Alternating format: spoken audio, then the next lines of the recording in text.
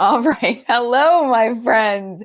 Welcome to the What's Up in Makeup chat. I never know what's going to happen visually or auditorily with the live chat. YouTube likes to keep changing things. It does look like I'm a little bit blown out. It looked fine before I started, and now I look blown out. Oh my goodness. All right. I'm going to turn my lights down really, really quickly just so you don't have to look at the shoot off of the brightness of my face. Hold on a second. Let's see if I do this. Does that help things to not be so crazy? Maybe a little bit. My head still looks like it's glowing like a flashlight over here. How's everyone doing? I hope you're doing well. I think I'm just going to leave it because it's just my forehead. Maybe if I just back up a little bit.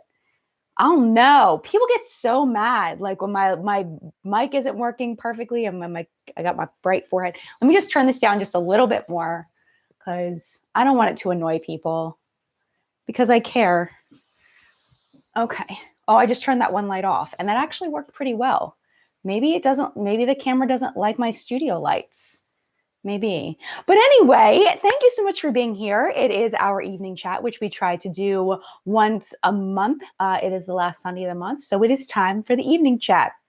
What we're going to be talking about today is an article, and the article is 13 makeup myths you should really stop believing is what it's called. It is, I meant to put it in the video description, and I did not do that. www.rd.com, which is Reader's Digest, /health/beauty/makeup-myths. Is where you can find it. I don't have anywhere where I can type it right now, but I will put it in the video description once I can put it in the video description so you can just click on it. But if you are here live, again, it is www.rd.com for Reader's Digest /health/beauty/makeup-myths, MYTHS. And then that is what you should be able to get to the article that we're going to be discussing today to see whether these are really makeup myths or these are things that we really want to continue doing. Thank you very much. But before we do that, I do want to say hello to the people that are here live in the collective brain of makeup awesomeness. If you're watching this on the replay, you are also part of the collective brain. You are going to participate you can read the chat that's going by, the people live. You can leave comments down below. I love me some comments. YouTube loves when you leave comments. Anytime you leave a comment for me, it helps me. It's a way you can support the channel very quickly. Anytime you leave a comment, it makes it look like you're engaged and it makes me look cool. And YouTube is like, oh, people are engaged in this video. We're going to suggest it to new people. So anytime you want to leave a comment, if you want to leave 10 comments, and my friend Bobby who's here, Bobby leaves me like 7 comments on every video and I love her for every single one. But let me go ahead and say hello to the first people that were here. Good afternoon, good evening to Amber and Nancy and Tabitha, representing the Wrench Wenches, also known as the moderators here in chat. Jeanette is here, and Monica, and Bronte Bradshaw is here, Melissa and Naomi, good to see you. And Monica is here, Annette and Melissa and Audra and Dollface Femme, who is my friend AJ. Julia is here. Hello to your Butch as well, AJ. Julia is here, Wendy is here, Charlie and Marilyn and Squeaky Little Mouse and Alyssa and Rocky and Maria and Teresa M.O., who was one of our fabulous contributors on the What's Up in Makeup Facebook Hunters group, and everybody else that I did not say hello to you. Hello to you. Welcome. I really like these articles that are written because you never know who's writing them. The one we did last week for tips of people over 40, I felt it was somebody that was way younger than 40. I thought it was really interesting, her perspective on tips. Some of them we agreed, some of them we didn't. But we'll see if we agree with them this week. I don't know if it's the same author. It looks like it's a different author. Her name is Lauren Epstein, Epstein. She says it's time to ditch the bad beauty advice that's keeping you from reaching your full gorgeous potential. The first makeup myth is your concealer should be lighter than your skin tone. Raise your hand if your concealer is lighter than your skin tone. I'm going to keep mine up. My concealer is lighter than my skin tone. I like the way that looks. I think it depends on what your purpose is for your concealer. Is your concealer's purpose truly to conceal? Or is your concealer's purpose to brighten the under eye area? Hold on a minute. My daughter's friend's mother is texting me. I'm in a live chat. I'll get her to do it in about an hour. I want to respond to her so I don't forget. So she knows I'm not ignoring her. But yeah, I feel like color correcting. Color correcting is a reason why we should maybe use one that's our skin tone. But I really feel like color correctors, the ones that are different colors, are really good a lot of times for that. Or a color correcting concealer. Like I know that Eve Pearl makes a good color correcting concealer that has a little bit of a peach tone for people that need that. So I feel like, you know, for me, I'm not really hiding much under my under eyes. I'm more brightening. Therefore, I a concealer that is lighter than my skin tone. I feel like a concealer that is the same color as my skin tone, there's really no purpose for it for me. So that's just, that's where I'm at. I want to see what people are saying. Lillian, which I'm hoping that I'm saying that right. It might be Ilian. It might be Lillian. That myth should say add dimension to the face. Yeah, I mean, I think it just like I think what you're trying to say is that when you the concealer can add dimension to your face if you're trying to brighten the under eye area. I think that might be what you're trying to say. Vanessa says, yeah, it is, but I also have one, my skin tone as well. Yes, I do too. But I don't feel like I need it very often. Beautification ritual. My concealer and foundation match my skin tone. Okay, so let's see. And then Primrose Kisses says, I have one to brighten and one to actually conceal. And I feel like that's what I think a lot of people do. And I think it just depends on your own personal needs, you know, and where you're at as far as what you need in your life. Anastasia says, or Anastasia, I'm not sure how you pronounce it. One dark circles, etc. One for dark circles, yes. Sherry says, or Cherry says, nope, almost impossible to find a shade lighter than my skin tone that is not white. There you go. Oh, Cheryl says, yay or nay, Nicole's in the house. Good to see you. Good to see you, Cheryl, as well. Let's see. Beth, I use a color corrector for dark circles, then concealer to brighten. Yeah, and I feel like a lot of people kind of do that. Naomi, I only use traditional concealers matched to skin tone when I'm not wearing any other makeup. And I have done that as well, where I use one that's closer to my skin tone and then I don't wear foundation. But some people don't want to do that. Some people have, you know, maybe discoloration that they want to cover with foundation all the time. So maybe concealer isn't enough. But I have definitely just used concealer where I put a little concealer here. I put a little bit here kind of to cover up any redness, any other red spots, and then just kind of blend it out. And I've done that. But I think that one's going to be a personal preference kind of thing. Sarah at the Beauty Hub says, I also feel like I am so pale that if I go brighter, it looks super strange. And that makes sense too. Natalie, hey, Natalie, my concealer is primarily used to brighten. My concealer is lighter than my skin. Yeah. So definitely, you know, I feel like that one is, it's up to your personal. All right, let's go on to the next one. Makeup myth. Always line your lips before applying lipstick. Do you always line your lips before applying lipstick? I'm going to read what they say. Pre-lipstick liner is supposed to create definition around your kisser and keep your lipstick from feathering. Unfortunately, the liner, which tends to outlast the lip color, can leave a ring around your lips once the lipstick wears off. First, apply your lipstick, then use your liner to define the outside rim of your lips. This Ungaro, I guess, as a makeup artist, suggests. Looking for a chemical-free lipstick option? Try our recipe for a DIY beet lipstick. Okay. I didn't read the concealer thing one, but they were basically saying that, you know, you need a lighter shade only makes your under eyes look ashy and blue, according to their makeup artist. But anyway, so the lip liner thing, I do not use lip liners, but when I do, I don't just use them to outline my lips. And I don't know, like when I've seen tutorials online and things, I very rarely will see someone use a lip liner just on the outside of their lips. Usually people will use the lip liner to define and then color in. So that would kind of balance out this whole thing about that it's going to be just on the outline of your lips and everything else will fade and you'll end up with this ring around your lips. If you use the lip liner all over as kind of a base for your lipstick, then that negates that problem, in my opinion. That's kind of where I'm at on it. I don't use lip liners all that often. I feel like lip liners are most important for me when I wear a dark color, and I don't wear dark colors all that often. Tanya says, I line my lip liner and then fill it in. Yeah, exactly. Anastasia, and seen liners and, oh, wait.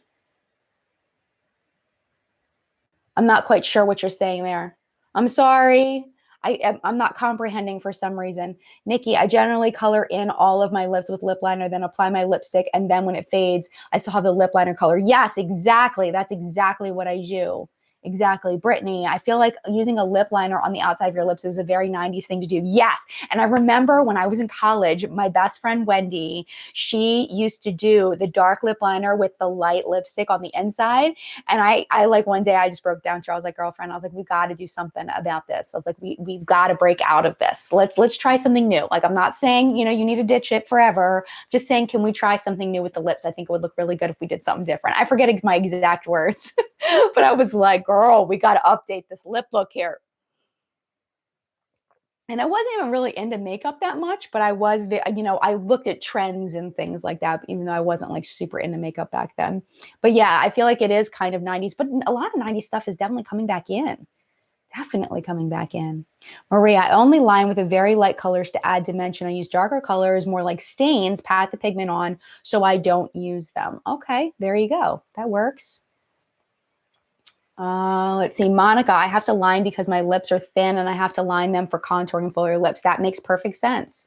That makes perfect sense. I mean, I feel like, you really need, some people I feel like would want to use lip liner more than others. And it's just not really my thing in general. That's probably the flash flood warning in the area. Okay. Flash flood warning in the area. Tab, I see you. But anyway. Oh, Shirley's here. Hi, Shirley. I had my granddaughter this afternoon. She just went home. Oh, very nice. All right, let's go to the next rule. Because I do feel like if you do just outline the outer part of your lips, that it could definitely do that. But I think that I'm not sure if not anybody, I'm sure some people do, but I feel like a lot of people color in their lip with the lip liner at this point. All right, this one is definitely something I think we're all going to agree on this.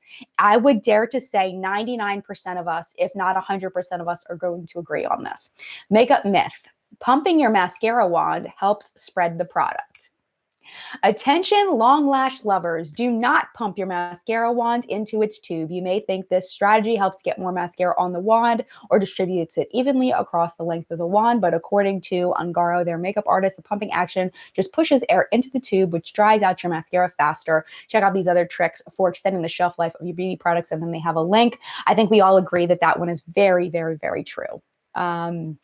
At least I would imagine. That's my thought. Yeah, you don't want to pump your mascara. Don't do that. No. No pumping of the mascara. It's not a good idea. Linda says swirl the wand in the tube. I agree. Yep. Everybody's like, yes. Dries out and adds bacteria. Yes. Do not pump your mascara. And I know I used to do that a long time ago. I used to do that. Absolutely. Rising in my teenage self, Sarah says. Yep. Yeah, you don't do that. Yeah, you would twist or swirl. Exactly. And then just kind of, I usually wipe off the excess on the top of the tube or on like a tissue. Yep, Dawn agrees. Christy says, also sounds horrible. Ivy, I know, you know what though? Sometimes the formula is so wet, you want it to dry out a little bit. Well, that's a good point. That's a good point, Ivy. This is why the collective brain is here, because that is a really good point that I hadn't thought of. She's a thinker. Aaron, can you send some water to Alberta, please? We're desperate. Oh my gosh. I drove through flooding, like the sheets of rain to get here. I just got my hair done. You see all my grays are gone. Yay, my grays are gone. And then she curled my hair for me. So we put my hair up in a what you call it, a shower cap, so that my hair wouldn't get all nasty, but it's still kind of, I lost a lot of the curl that she put in. Oh well. But yeah, we've had a lot of rain, lots and lots of rain here. All right. Crafty Woman says, my hair looks great. Thank you so much. Jamie and Brian. I'm assuming, maybe this is Jamie. Maybe this is Brian. I swirl mine. Very good. Yeah, I swirl mine too.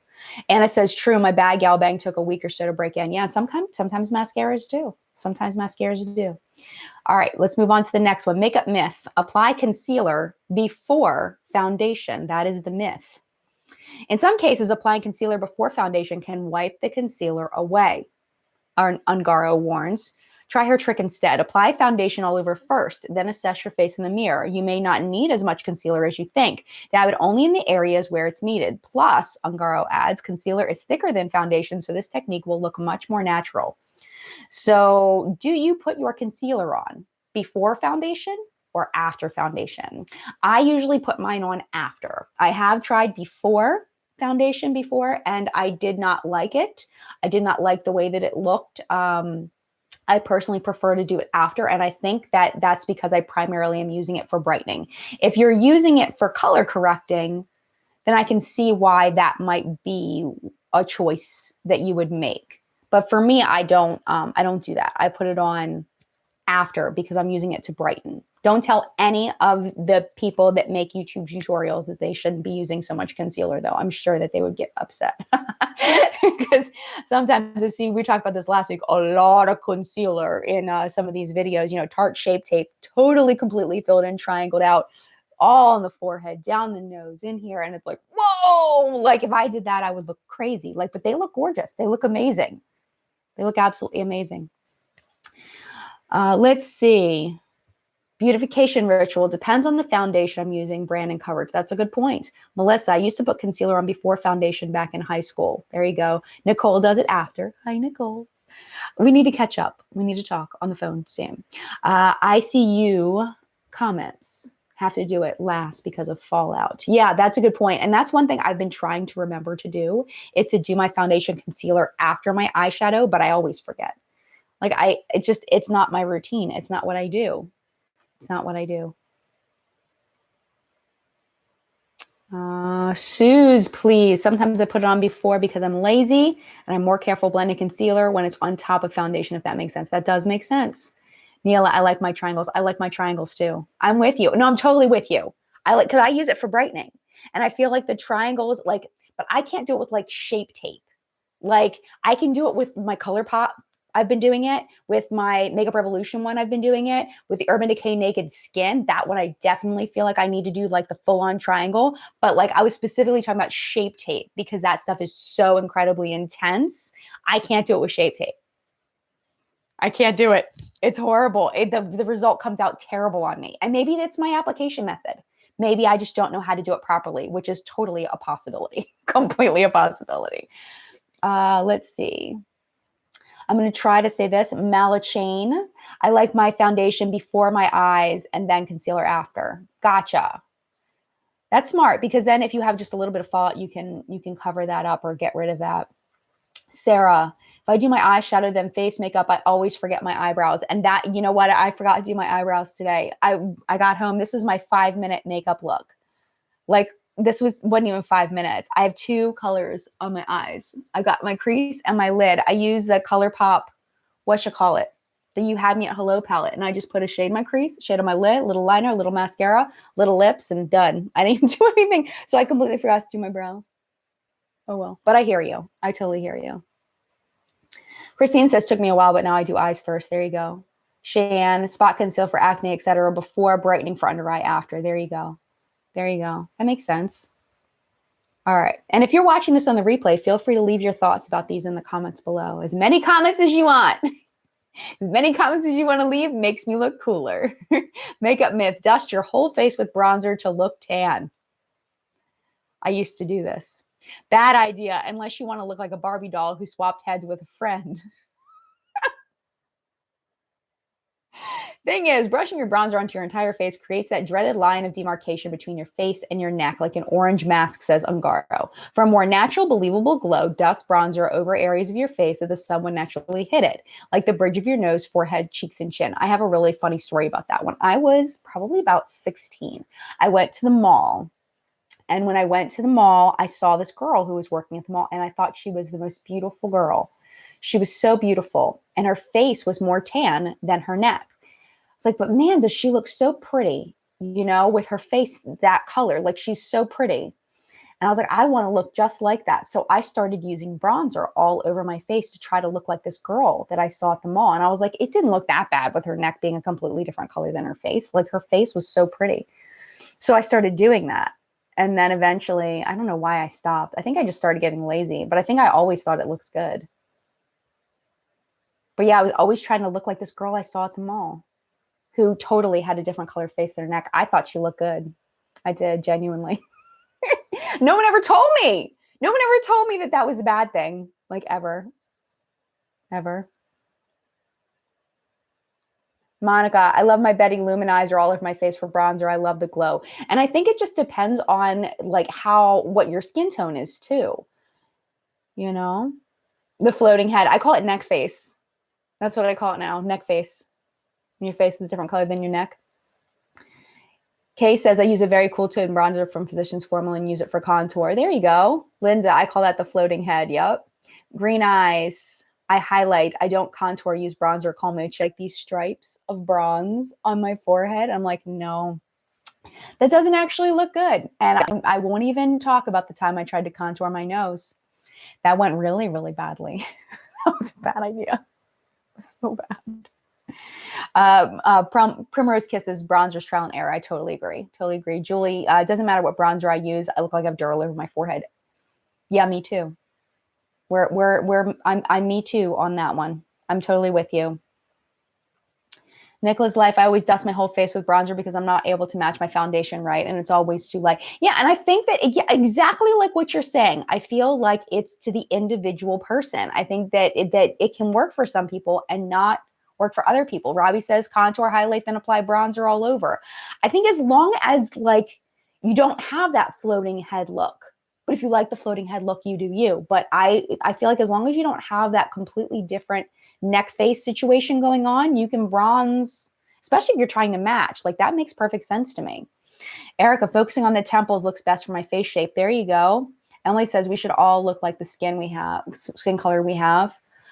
Yeah, I mean, I come from, we talked about this last week too. I come from, the generation being a child where, I talked about this last week, so I don't want to spend too much time on it, but I used to get made fun of for being so pale.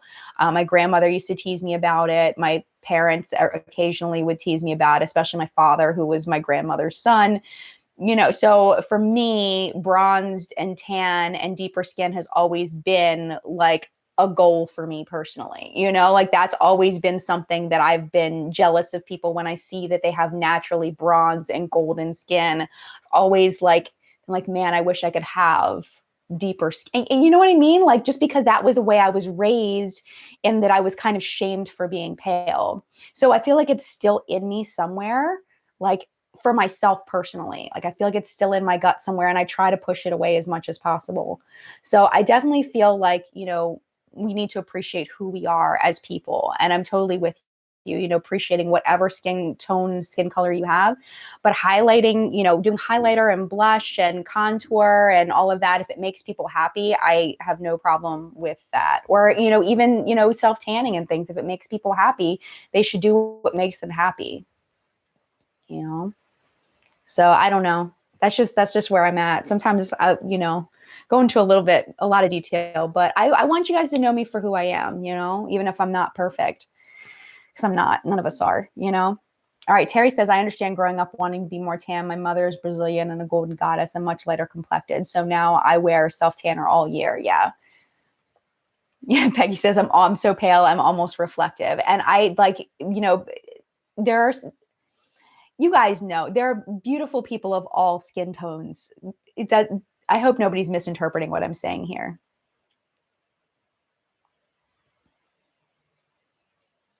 All right. Ivy says, I like my skin now. Awesome. I just hope nobody misinterprets what I'm saying. All right, let's go on to the next one. Makeup myth. All natural products are safest. All natural products are safest is the myth. Not so fast. A product might be 100% au naturel, but that doesn't mean you won't have a bad reaction to it, says Samantha Jozick, a makeup artist at Rouge New York Makeup Salon.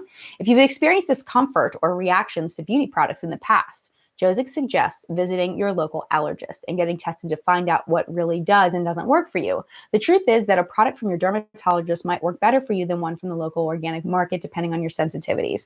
I totally agree with that. I mean, I don't think you don't want poison ivy skin lotion, it's natural, but you don't want that.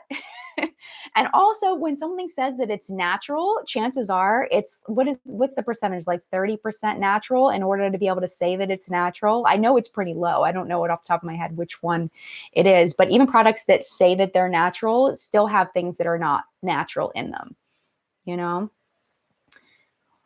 So I definitely, I don't think that all natural is definitely the best at all.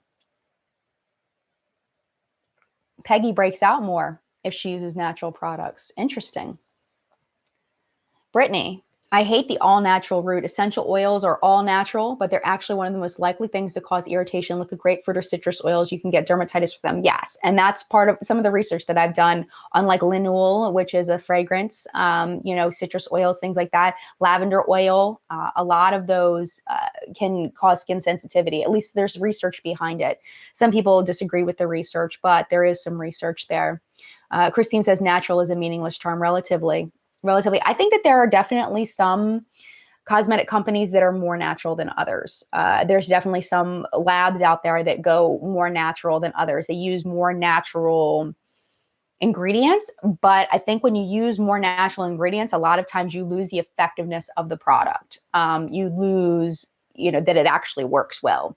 Like for example, Ilia Beauty. Ilia Beauty is a company that sent me a ton of stuff. And though it's very beautiful for a very light look, like if you like that really natural look, a lot of it is, pigmented wise, it's kind of weak, like it's very natural looking on you because they use a lot of natural ingredients. So there really isn't a ton of pigmentation in the products. And some people just don't want that. So you kind of have to decide, what's more important to you. But some people very much believe in using much more natural products in skincare and on, makeup products and all of that. And I think you just have to go with what you believe is best for you. I just feel like, I don't know. There's definitely some chemicals out there like bismuth oxychloride that are just absolutely awful for some people, cause all kinds of rashes and irritations. But then some people, it does absolutely nothing for them. I can use bismuth oxychloride and I can be perfectly fine.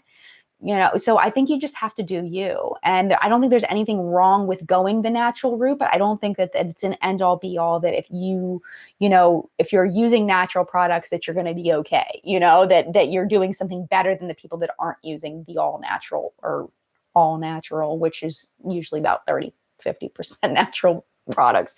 You know what I mean? Like, I don't know. That's where I'm at. Let's see, Naomi. The only natural company I've liked was 100% pure natural plant waxes and pigments, but not scented. Beautypedia doesn't trust them though. Oh, good to know. Erica, I have very sensitive skin, so some things have to be natural for me and other stuff breaks me out. Yeah, so it's like I'm saying, it's totally an individual thing, I feel like. And a natural but safe beauty products, please. Yes. And I don't see anything wrong with natural but safe beauty products.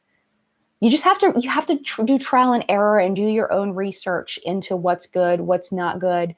I'm trying to think off the top of my head some good websites that I look at. I mean, I'm PubMed. I'm on PubMed so much, like reading these articles on PubMed for these different ingredients and things. PubMed is super reliable. But yeah, I mean, there's so many places you can look. You have to there's different blogs that are really good. Like Beautiful with Brains is amazing. Cost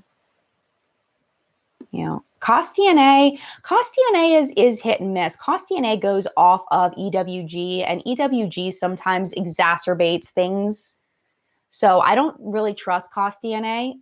Cost DNA is like they'll take a study that was done at 100% concentration on a rat and it was harmful to the rat. So then they'll say that it was bad for people that when it's mixed in beauty products, so they sometimes I feel like heighten an issue, but then sometimes I feel like they don't address issues that they should that have been found other times to be bad.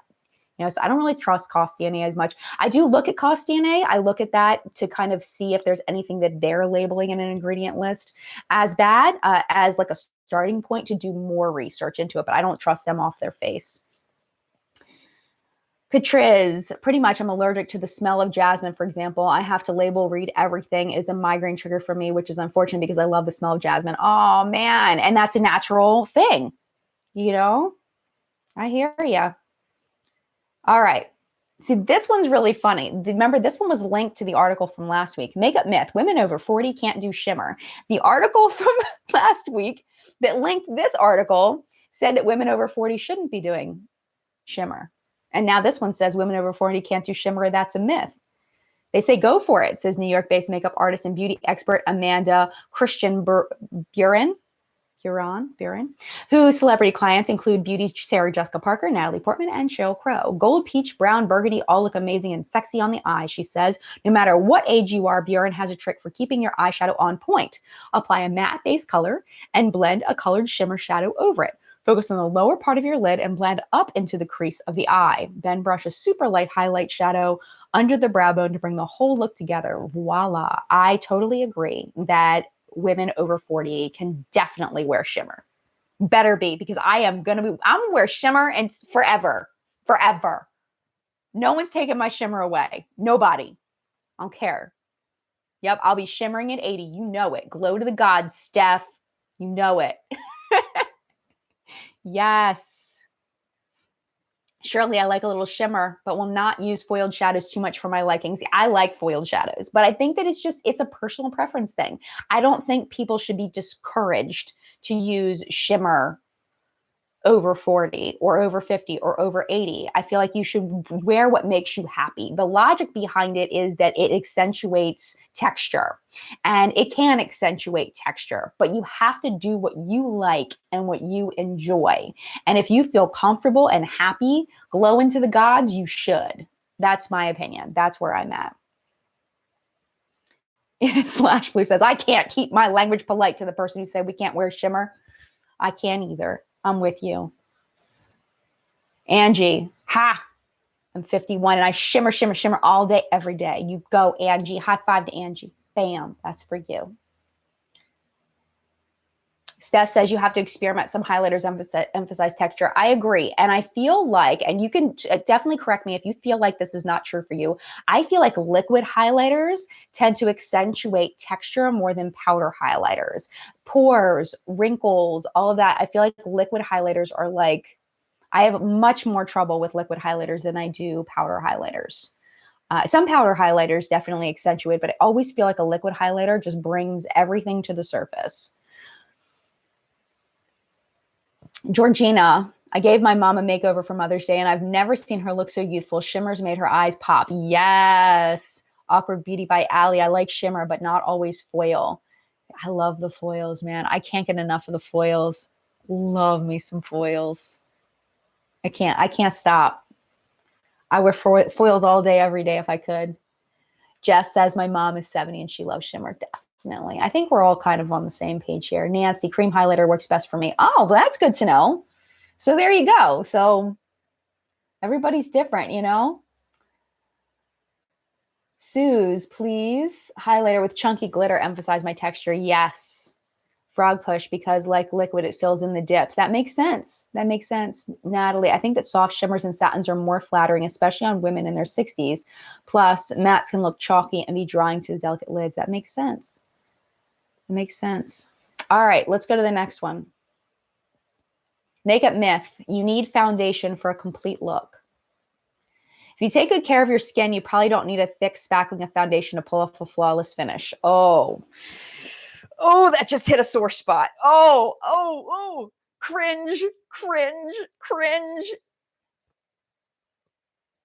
Okay.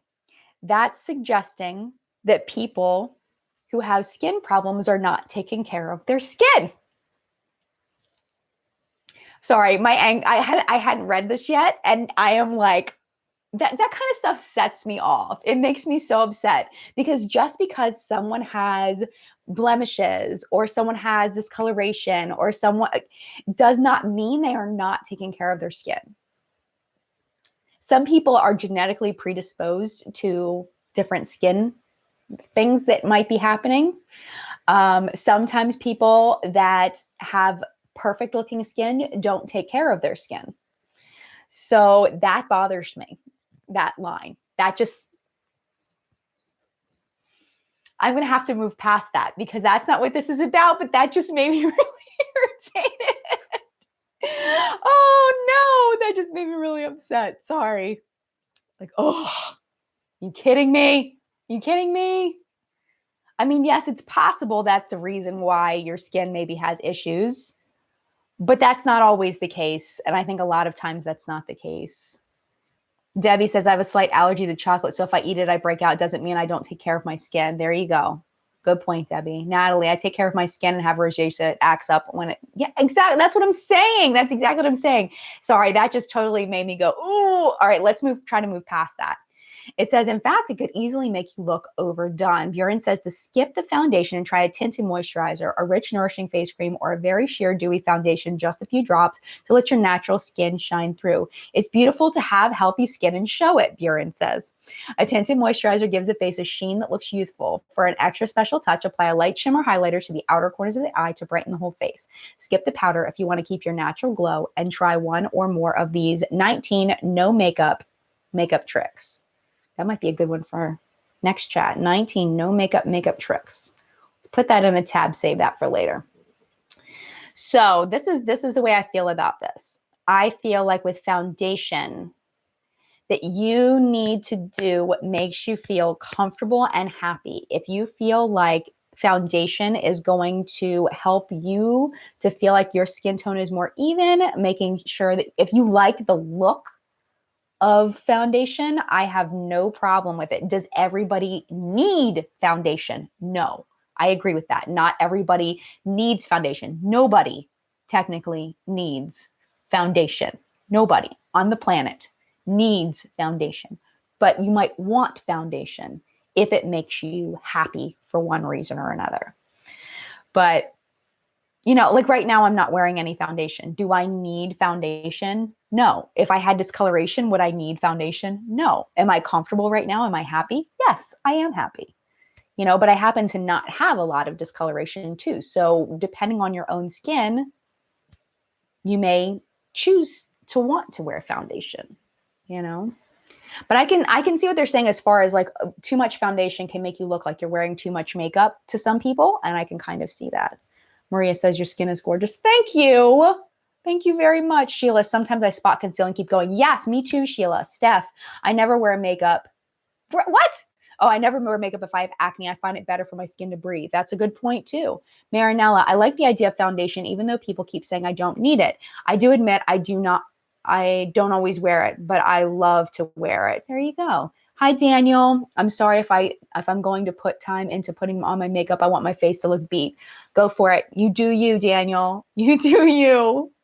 Monica, when you started the live chat, I thought you looked very, oh, thank you, Monica. /blue, my natural glow looks like you can fry 3 eggs on my face if I don't powder. Yeah, and you have to do what makes you happy. Daniel says, I'm not going for no makeup look.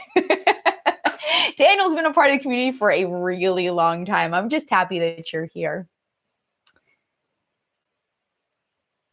Kelsey, when is your drunk elephant video coming up? Because your skin does look amazing. I want to do it before I leave at the end of the month. I was actually just thinking about it the other day. I need to start doing the research on it and making sure I've got all my ducks in a row as far as the ingredients of everything. But I don't want it to be too terribly long. So I'm going to have to figure out how I'm going to do that. Because there's definitely products I like more than others, products that I feel like are more beneficial than others, ones I feel like you can skip, especially if you own one, you don't need the other. Things like that. But I'm working on it. I do really like the stuff overall. Tiffany PK. I go without all the time. I usually use it when I want an amped up face. There you go. There you go. All right, let's move on to the next one. I don't know how many we have left at this point. All right, makeup myth. Real women can't pull off a smoky eye. Who in the world would say that real women can't pull off a smoky eye? I guess they're saying that a smoky eye is more glamorous, so it should be saved for more glamorous women, but okay, it says, believe it or not, a dark, sexy, smoky eye isn't just for models and movie stars. who apparently aren't real women, according to this author. According to Buren, the best way to achieve a professional-looking smoky eye is to blend eyeliner with a great eyeshadow brush or Q-tip and use a high-quality eyeshadow that blends well. A dark brown or even black smoky eye is modern and fun. Don't miss the makeup tips that make you look amazing in photographs. That's another article. Man, they're just plugging all their articles, aren't they? So I definitely think that anybody can do a smoky eye. I think that they're fun. They're very difficult for me. Sometimes it depends. I feel like sometimes it can make me look overdone. Like it can make me look like I've just got too much going on where I don't enjoy the way that I look. So I very rarely will do a full-on smoky eye, especially the ones where they have the lower lash line completely lined out. I feel like sometimes that just can make my eyes look really small and it just looks overdone. So I don't personally enjoy like a full-on smoky eye on me, but I really definitely think that anybody can do a smoky eye if they want to. Amanda says I have no lid space. But that can make it a little more difficult. Definitely. Laura, I like wearing colorful smoky eyes. There you go. Are you still reading? The smoky eye is my only eye look. It took years to learn and now I can't stop. Nice. Yeah, I do cat eyes. That's what I do all the time is cat eyes. That's my thing. Steph, a real woman can wear whatever the heck she wants. Amen. Amen. High five to Steph. Totally agree. Totally agree. Naomi, I find a blended smoky eye harder than a full-blown cut crease. Really? Wow. Dahlia, my smoky eye doesn't look good all the time, but I still feel sexy with one. Oh, that's so awesome. Erica, I'm a raccoon with a smoky eye, but I still do it because I want to look as dramatic as I am. Oh, that's so cool. I love that. Casey, I wore a smoky eye every day 1 year in high school. It was just my style, emo life. Go ahead. Love it. Love it. Love it. Linda, I feel like smoking out my lower lash line makes my eyes look smaller. Me too. Me too. Totally. Totally agree. Definitely. Therese says my eyes tear too much. That makes sense. Beth, I'm known for my smoky eyes. I rock it every day. Good for you. Rachel, I love smoky eye. I'm 46. See, the way that some of this stuff is worded, it's like, girl, let me help you with your wording a little bit. Amanda, I put liner on and with my eyes open, that's all you can see. Yeah. Nicole, a true smoky eye will make my eyes look so much smaller, so I don't do them often. Yeah, I mean, that makes sense. That makes perfect sense. Nicole is this beautiful blonde. She's gorgeous. If you want to see Nicole, you can go over to Yay or Nay Nicole, her YouTube channel. She's gorgeous. Gorgeous. Just saying. She's my friend, so I'm allowed to say that. Flory says, what makes us not real women? I know. Well, they're saying that the real women, they're saying the people that aren't real women are the movie stars, is what they're trying to say, like movie stars and models. They're comparing to real women, which would be us, who are not movie stars and models. That's what they're saying. Yeah, I don't know. Steph says, testing Pat McGrath today. It's kind of a smoky eye. 7 hours, no primer, and it's still looking great. That is awesome. Fabulous. All right, let's go to the next one. Makeup myth. Oh, I think we're all going to agree on this one too, if I can get my thing to scroll. Makeup myth. Expensive brands work better. No need to break the bank to get your beauty on. There are good and bad products at all price ranges. Amen, says Michelle Green. Go, Michelle Green, a cosmetic dermatologist in New York City. In fact, many of the active ingredients in anti-aging skincare products are the same, no matter where you buy them or how much they cost. While sure, expensive products are going to work for you, so will some of the much cheaper options. That would be a good video, is to look at drugstore skincare and see which ones compare to the ingredient list that I've seen in some high-end, but significantly more effective than the L'Occitane one. The L'Occitane one is what? I don't know. You get like half as much and you still have to pay more for it. And you have to figure out what works for you. And I do feel like with cosmetics, specifically makeup, I feel like there's a lot of excellent drugstore products, especially when we're talking mascara, when we're talking lipstick. I feel like you can find some really good options in the drugstore. I don't know, but sometimes a good high-end lipstick just has that creaminess to it that just makes it like, But yeah, I mean, there's, eyeshadow, I feel like a lot of times I like it better. The high-end one's better. But mascara is definitely something I feel like you do not need to buy high-end mascara. There's so many good drugstore mascaras out there. So many really, really good ones. Like Jordana Bass Lash Extreme, I think is like $3. And it's amazing. So, I mean, but as far as skincare, I would have to look more into that and look at the ingredients. But I do know, like, for example, like I've been looking a little into this Drunk Elephant stuff. When I looked at the L'Occitane stuff, there's definitely ingredients in high-end skincare that I would imagine is not in drugstore skincare. But I would have to research it. I would have to look more into it and see what people are saying. Erica, I've talked to Erica a lot. Erica has been all up in here. Elf and Wet and Wild are mostly all of my collection. I get compliments daily. I love my high-end stuff like eyeshadow palettes, but not necessarily by any means. Yeah, there you go. And also, it's how long you want it to last, because my biggest critique with drugstore eyeshadow is the lasting power. I can get a really beautiful look out of a lot of drugstore eyeshadows, but it only lasts me like 6 hours before it starts to fade, where a high-end eyeshadow a lot of times will last a lot longer. So I guess it just depends on what you're looking for. If you're only looking to have it on for 6 to 8 hours, then a drugstore eyeshadow may be perfectly fine. You know, and then you have drugstore price eyeshadows. Like I really love the Morphe Jaclyn Hill palette, Juvia's Place eyeshadow palettes, super inexpensive compared to high end, and they're just as good quality in my opinion. Christy, Melt Stacks are sick. They're so good. Calla Lily. They have more pigment, yes. Frog Push, trying to find a good lip liner. I wish I could tell you. I'm not a lip liner kind of person. Steph, I found out over the years you really have to do your research, try things and experiment. Totally agree. Rachel says, this is why I prefer Ulta over Sephora. Yeah, because you can get both price ranges. Andy, L'Oreal Lash Paradise Mascara from L'Oreal is amazing. Yes, I agree. It's really good. It's really good. Christy says the Jaclyn Hill palette was like $100 in Canada. That's insane. I wouldn't pay $100 for it. But I feel like 30 is good.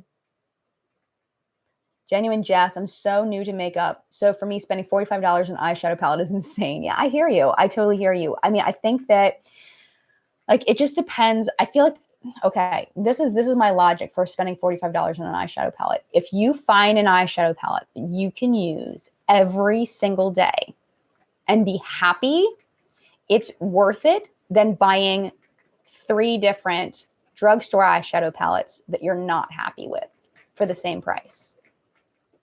That's the way I feel. Can you hear the rain outside? It just started pouring. It's pouring. Lupe, what's up, Lupe? If I use a good primer, the shadows last the same whether it's drugstore or that's awesome. High-end or drugstore. Brittany, my whole collection is drugstore with very few exceptions. With the right primers and setting sprays that can last all day. Nice. And you have to figure out what works for you too. I mean, people with dry lids, people with oily lids, people like with normal lids like me. I mean, everybody's going to have a different experience. Lisa, off topic, but I found a great deal for Benefit Professional Primer. Nice, Lisa. Put it here so that people can read it. Charlie, $45 is my limit for eyeshadow palettes. I hear you. Christina, Laura, Wet and Wild, the Wet and Wild waterproof she's talking about. All right, let's see what the next one is. But I definitely agree, especially with makeup, that expensive brands are not always going to work better because there are a lot of high-end products that are just, they don't work. They're terrible. I've tried so many high-end products that are not good at all. All right, make a myth. You don't need sunscreen if it's in your foundation. Oh my gosh, totally agree with that. Makeup products have come a long way to guarding your skin from the sun. Many foundations and tinted moisturizers now offer SPF protection. That may be enough if you're sitting in a windowless cubicle all day, but if you're heading outdoors for more than 10 minutes, you need real sunscreen. Totally agree. Makeup alone does not provide enough protection from the sun, Green says. If you want to wear sunscreen underneath your cosmetics. Sunscreen provides a good base for makeup application. Absolutely, 100% agree with that. I think sunscreen on your face is critical. You need to the sunscreen, the amount of, even if it says SPF, whatever, I feel like the amount of other things added into the foundations and the tinted moisturizers, it's not the same as using a straight sunscreen. You know, that's my opinion. Amanda, can sunscreen break you out? Yeah, I'm sure it can break some people out. You have to find what works for you. Absolutely. Hold on, my daughter's texting me. She wants an apple. I have one cut up next to me. She can have it.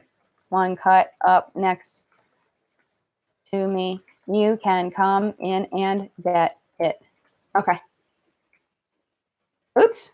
Hold on a minute. Oops. I texted her friend's mom for a second. Oops, wrong person. All right, let me copy this. Copy. I texted her friend's mom instead of her. Oh, come on. All right, sorry. I have one. I have to do it again. Next to me. You can come in and get it. Sorry, got to do the mommy thing. Okay, but yeah, sunscreen is very, very important. Mineral sunscreen. Let's see. Or Audra says Dennis Gross mineral sun spray is awesome. Very cool. Good to know. Emily, has anyone tried the spray on SPF setting sprays? From what I understand, they're bad at setting makeup, but does the SPF work? I have no idea. Aaron, my sunscreen hunt has been terrible. Everything breaks me out. I just got a new one from Drunk Elephant to try. Good luck with that. Let me know how that goes. Keep me posted. Casey, I'm an offender of replacing sunscreens for foundation. I wore the Smashbox BB cream to Florida in July and was pale as a ghost when I came back out. Well, that's good. Hey, that's awesome. That's good. Elizabeth says, congrats on 150K. Did I hit 150,000 subscribers? I didn't even know. Did I really? I knew it was coming. I don't know if I did yet, though. Let's see. Hold on. I got to double check. Did I hit 150,000? I did. Yay. It's right there. Can you see it? No, you can't. I don't know if you can see it. You can't see it, but it's there. Oh, there it is. Yay. Thank you. That's cool. Thank you so much for subscribing, because if you're watching this, if you unsubscribe right now, I wouldn't have 150,000 because everybody counts. Here you go, sweet girl. Do you want to show them your hair real quick? She just got her hair dyed on the bottom. All right, come here. Look. Right here. She just got the bottom, her tips done blue. Put your face down here so they can say hi to your face. Hello. Hi. This is my 10-year-old daughter, Lila, that I keep talking about. But yeah, see, your hair is blue on the bottom, teal on the bottom. Yeah. You like it? Yeah. It's brightening up now that it's drying. Yeah. It's brightening because we got stuck in the rain. Yeah. It's all wet. All right. Enjoy your apple. Thank you. See you later. You're welcome. Hug. Love you. I'll be done in about 10 minutes. Yeah. Will you close the door on your way out, please? Thank you, my love. Okay. Yeah, so we just got that done, and then little John, my 6, almost 7-year-old, got a little bit of red in his hair, just like a little bit. So Erica says, "Congrats to me." Thank you, thank you. I'm just happy you guys like what I do. I'm just thankful you like what I do. Like the numbers, the number, each person is important. So thank you, thank you, thank you. All right, let's go to the next one because we're running out of time, and I don't know how many of these we have left. All right, makeup myth. Lip plumpers work. Don't be fooled by the pouty lip advertisement. Lip plumpers don't actually make your lips fuller. Rather, these products irritate your lips with ingredients like menthol and hot pepper so they become swollen temporarily, says Dr. Green, which can be harmful. The only products that can plump your lips are injectable fillers containing hyaluronic acid. Like Juvederm's Volbella, which was just FDA approved this year. Well, I don't know when this was written. Pass the OTC plumpers and fake luscious lips with a pretty lipstick and liner. Pass on. Oh, they're saying pass on them. While you're at it, learn how to use another thing for an ad for another article. Okay, so this is the thing. Lip plumpers do temporarily, can temporarily plump your lips, but the effect doesn't last very long. I did do a video on the Too Faced Lip Injection Extreme, and what I did was I did a time lapse. So you can actually see, I did it super fast. So like I sped up the footage so you could see my lips plumping. And then I did a before and after next to each other where you could see my my lips were the exact same size. And then you can see that they're slightly larger. I mean, slightly larger. And the Too Faced Lip Injection Extreme does use the hot pepper to plump your lips. But the effect does not last very long. So if you're going to do it for the gram, do it for Instagram, then you may want to try one. If you want it to last you all evening, you're going to have to keep reapplying and keep reapplying and keep reapplying. Supposedly, some of those lip plumpers, if you use them all the time, they will plump your lips a little bit more permanently if you continue to use them. I believe the logic behind it, and please correct me if I'm wrong because I don't like to give bad information, but what the logic behind it is it's supposed to increase the blood flow to your lips, which is what makes it plump more. And I don't think the mint ones work. My opinion, the mint ones do not work, the ones that are like the buxom, but I do feel like the ones with the pepper in them, those do work temporarily. That's my personal experience and from the research that I did for that video. Cal Lily says, if you put hot pepper on your lips, what happens if you kiss someone? Well, the thing that happens is when you put it on, it like, you'll see it, and you have to, that video is really good. So just go watch my video. It's so good. But basically what happens is that it starts off where you can't feel anything, and then your lips slowly start to burn. And then it like gets really intense, and then it slowly fades away. So this all happens within 5 minutes. So when like I've kissed my husband after, he can't tell, like it doesn't do anything because he's past, like, I don't know, but he never had a problem like when I've kissed him with that stuff on. But yeah, I don't know. I feel like it definitely plumped my lips. Casey says the Too Faced one plumped mine so unevenly it wasn't worth it at all. Well, that's good to know. That's good to know. It definitely plumped mine evenly, I'll have to say. Callie says, okay, I'll watch the vid, but ew. Okay, thanks. No for the burning husbands. No burning the husbands. No, it'd be terrible. Victoria, mosquito got me on the lip once, and that works too. It's not very comfortable though. I would agree. I would definitely not recommend bee stings or mosquito bites on your lips to plump them. No, not at all. Slash Blue, I burnt my lips with straight up jalapenos and my lips weren't plumped. I think it has to be certain kinds. I think cayenne, I think is one of them. Cayenne pepper, I think is one of them. Oh, so Are You Still Reading says, I've kissed my boyfriend wearing bucks and it makes his lip tingle. Well, that one has the mentholated, the mint stuff. So that one may be a little bit different. So Kay says, what about the machine thing? Oh my gosh, the lip suckers. Have you seen the lip suckers where you put the thing on here and it gives you the big fat lips? And sometimes it'll have a little line here. And then the line will give you like that little butt lip thing. You know what I'm talking about? The butt lip that goes like this, but it'll be plumped. You'll have to see the lips. Those things freak me out. Okay. I have not researched them. So I want to tell you, this is from my impression. This is not research based. I feel like using those lip plumping machine thingies, the ones that suck your lips out, they do work. You see them, they work. But what in the world are you doing to your skin? You are pulling your lip skin. Lip wrinkles. If you keep pulling your skin over and over and over again, it's going to shrink back. You pull it out, you shrink it back. Pull it out, shrink it back. Pull it out, shrink it back. That cannot be good. That cannot be good. It cannot be good for your lips. I've had so many of those companies reach out to me for sponsored videos, and I'm like, no. I am not. Never. But they do seem to work. I've definitely seen people use it on camera. Yeah, Emily, bust open your capillaries and cause trauma to your face. No. Mariana says, LMAO, I got a lip hickey doing something like that. Oh my gosh. And the bruising, it's got to cause bruising. I don't know. Brittany, there we go. Makeup by Brittany. Just overdraw your lips. That's the safest way.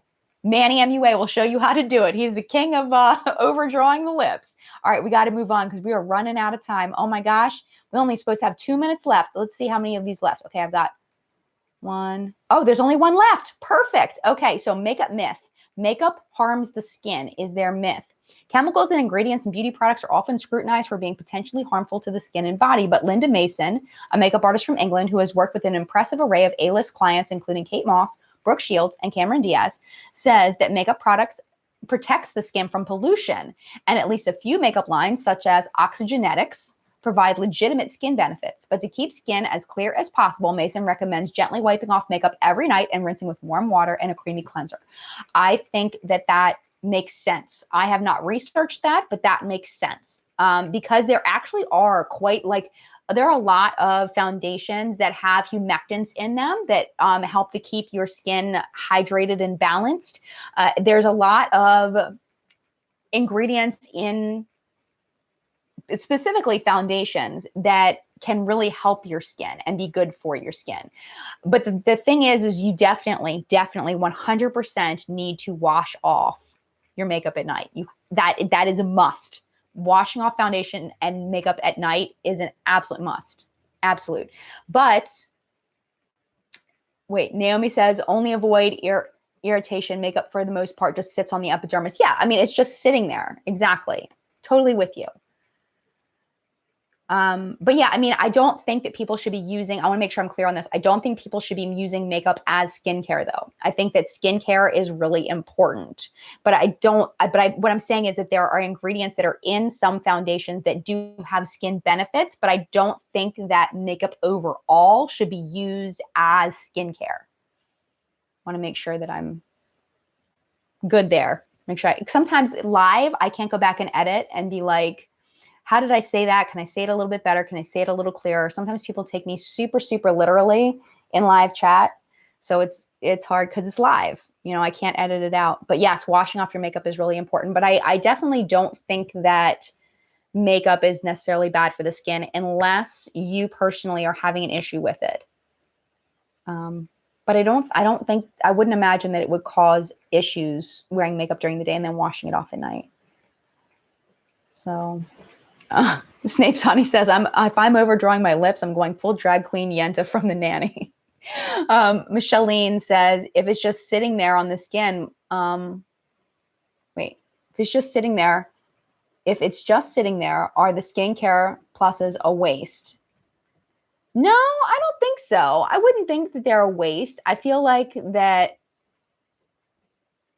it's not giving you a ton of awesomeness that typical skincare would, but it's not bad, like it's not bad, especially if it's got like the humectants and stuff in there, which you won't really want to watch out for. The big bad from my research, the big bad is denatured alcohol. That's the one that can actually damage your skin over time. So you definitely want to watch out for denatured alcohol in your cosmetics. It's in so many things, especially setting sprays. And it actually causes damage to your skin over time. That's the only ingredient that I've found that's common in a lot of cosmetics, face products, that I would definitely say can damage your skin. And not all the alcohols, just denatured alcohol. That's the big bad. But yeah, I should probably pop off here. Callie says, it's still skincare on your skin during the day. Yeah. But I think in general, like doing your skincare first, your skincare routine, then putting your makeup on, especially your sunscreen, then putting your makeup on, washing it off at night, and then putting your night routine on. Even if it's the same as your day routine, even if it's just a moisturizer, All right, I'm going to pop off here. Hopefully I articulated myself well today. I feel like there was a couple of times during this chat that I just didn't articulate myself the way that I wanted, like I would have if I was editing this. So take what I'm saying with a grain of salt, know that this is live and, it's live, man. It is what it is. But yeah, I want to thank you so much for watching. I hope that you had fun today. I know I had fun hanging out with you. Just a heads up, there will be no What's Up in Makeup next week. There will be no chat next week. I'm going out of town for a wedding, so I won't be here to do either one. But I hope you do have a great week. There's going to be this week, hopefully coming up this week, monthly favorites and BoxyCharm for this week. So yeah, thanks for being here and mad love to you. And I will see you in a video very, very soon.